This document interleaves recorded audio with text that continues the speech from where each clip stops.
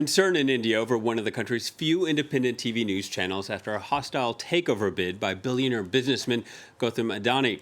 In a country where most news channels function as government mouthpieces, NDTV is one of India's most trusted sources of information. Here to tell us more is Leela Jacinto, a reporter and senior editor from our internet team. Leela, always a pleasure to see you. There's a new documentary out that follows veteran journalist Ravish Kumar, and you wrote a piece for our website about the film.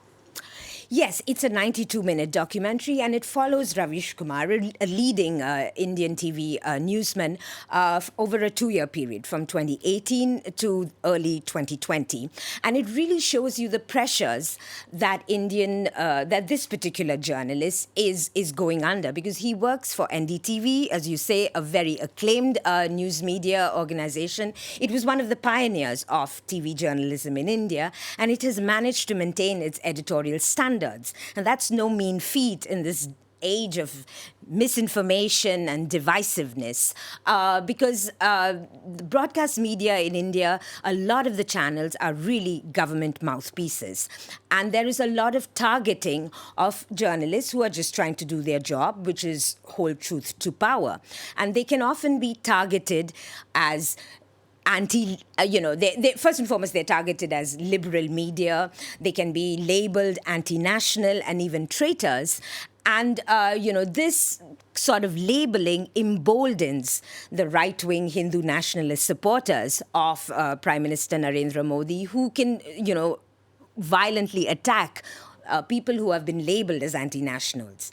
Now, for a journalist like Kumar, this translates into death threats. So it's media that is really, this is a news organization that is really functioning in a very, very difficult climate that is actually being asphyxiated by political pressure. Yeah, and Kumar, a very well-respected journalist, a well-known journalist. Yes, he's a news warrior. He just battles on, taking on a very, very difficult climate, and you can see in the film how this pressure works.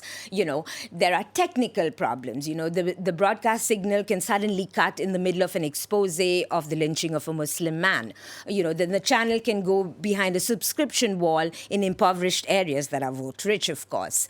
Then this translates into financial pressures. Advertisers, financiers start backing off.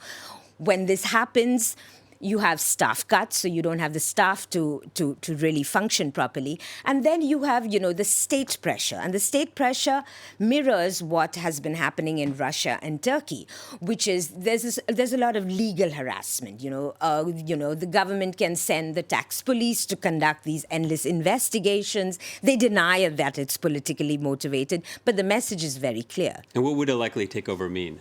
That's very mixed. Gautam Adani is Asia's biggest, richest man.